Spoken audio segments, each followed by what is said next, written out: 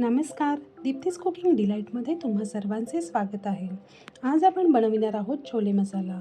मला इथे जवळपास 15-1 माणसांसाठी घरी असलेल्या छोट्याशा फंक्शनसाठी छोले बनवायचे होते. त्यासाठी मी इथे अर्धा किलो काबुली चणा रात्रभर भिजत ठेवला होता. त्यात अगदी पाव चमचा हळद, पाव चमचा हिंग आणि पाव चमचा मीठ घालून कुकरला 4 शिट्ट्या काढून घेतलेल्या आहेत. मीठ कुकरमध्ये शिजताना घातल्यामुळे सर्व चणे व्यवस्थित आणि एकसारखे शिजतात. आता कढईत 2 चमचे तेल गरम करून त्यात 2 चमचे धने, 1 चमचा जिरे, 1 चमचा बडीशेप, 10 ते 12 काळे मिरी, 7 ते 8 लवंग, 2 इंच दालचिनी, 1 मसाला वेलची, 2 हिरव्या वेलची, 1 चक्री फूल घालून त्यात 4 मध्यम आकाराचे कांदे पातळ उभे चिरून अगदी छान सोनेरी होईपर्यंत परतून घ्यायचे. आता त्यात 15 ते 20 लसूण पाकळ्या, 2 इंच आले, 4 ते 5 उभ्या चिरलेल्या मिरच्या घालून परतून घेतले. नंतर त्यात 3 मोठे टोमॅटो बारीक चिरून घालायचे आहेत. इथे कांदा चांगला सोनेरी रंगावर झाल्यावरच टोमॅटो घालायचा आहे. आता हे चांगले तेल सुटेपर्यंत परतून घेऊयात. तुम्ही पाहू शकता टोमॅटोमधले मॉइश्चर पूर्ण निघून त्याला तेल सुटलेले आहे.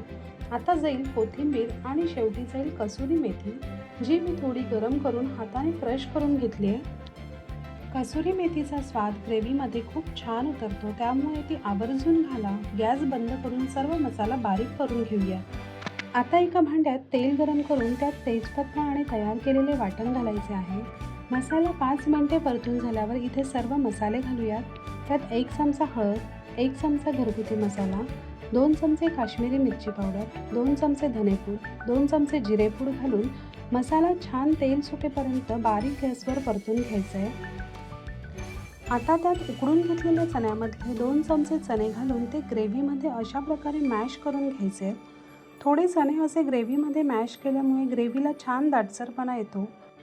नंतर उरलेले सर्व चणे घालून व्यवस्थित मिक्स करून घेऊयात. चणे उकडलेले पाणीसुद्धा आपण ह्यात घालणार आहोत. एक्स्ट्रा पाणी न घालता झाकण ठेवून दणदणीत उकळी काढायची आहे.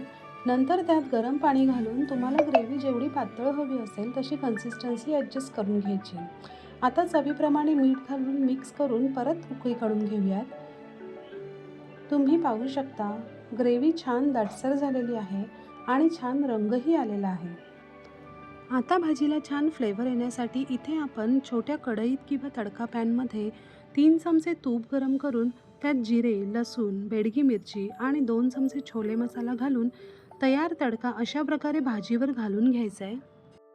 छोले मसाल्याऐवजी किचन किंग मसाला वापरला तरी हरकत नाही. तडक्यातील लसूण आणि छोले मसाल्यामुळे ग्रेव्हीला खूप छान फ्लेवर आणि टेस्ट येते. आता जाईल खूप सारी कोथिंबीर. इथे छोले मसाला सर्व करायला तयार आहे.